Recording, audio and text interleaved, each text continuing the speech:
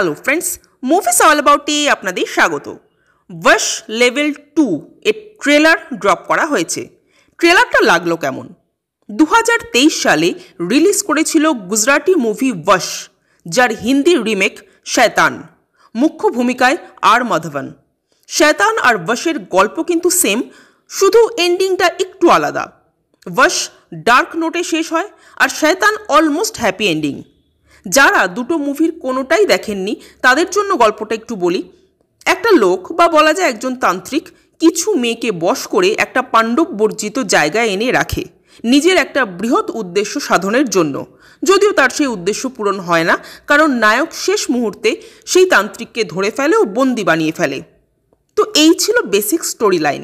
এবার ওয়াশ 2-এও দেখানো হচ্ছে যে একজন লোক একটা গার্লস স্কুলকে টার্গেট করে এবং সেখানকার সব মেয়েদের খাবারের সাথে কিছু মিশিয়ে তাদেরকে বশ করে। কিন্তু কে সেই ব্যক্তি তার ফেস কিন্তু ট্রেলারে রিভিল করা হয়নি। তবে তার উদ্দেশ্য হলো ওয়াশের প্রথম পার্টের যে ভিলেন অর্থাৎ সেই তান্ত্রিককেই খুঁজে বের করে আনা। এটাই হলো এই ওয়াশ 2-এর ভিলেনের মূল উদ্দেশ্য। কিন্তু সে কেন সেই তান্ত্রিককে খুঁজে পেতে চায়? সে কি সেই তান্ত্রিকের শিষ্য, নাকি তার কোনো নিজের লোক, কাছের লোক? এসব জানতে হলে আমাদের মুভিটা দেখতে হবে। এক কথায় বললেই ট্রেলারটা কিন্তু দুর্দান্ত হয়েছে। একটা মানুষের উপর বশীকরণ করলে তার ঠিক কীরকম অবস্থা হয় সেটা আমরা আগের মুভিটায় দেখেছি, কিন্তু সেই বশ হওয়া মানুষগুলোকে দিয়ে ঠিক কতটা সাংঘাতিক কাজ করানো যায় সেটা আমরা এই মুভিতে দেখব। যতক্ষণ না পর্যন্ত সেই তান্ত্রিককে খুঁজে পাওয়া যাচ্ছে ততক্ষণ পর্যন্ত ওই স্কুলের মেয়েগুলো যে পাগলামোটা করে সেটা রীতিমতো আপনাদের ভয় পাইয়ে দেবে।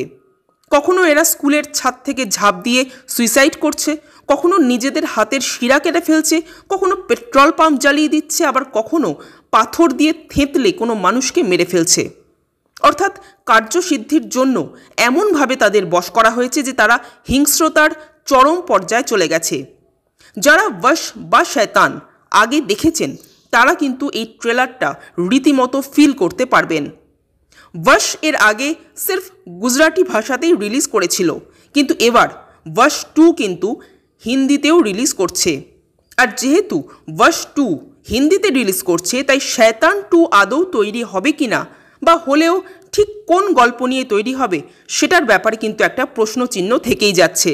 এবার দেখা যাক অজয় দেবগন এক্স্যাক্টলি কী করেন। তো ওভারঅল এই ট্রেলারটা আমার দুর্দান্ত লাগলো। আপনাদের কেমন লেগেছে কমেন্ট করে জানাবেন। আর আমাদের ভিডিও ভালো লেগে থাকলে প্লিজ লাইক, শেয়ার, সাবস্ক্রাইব করতে ভুলবেন না।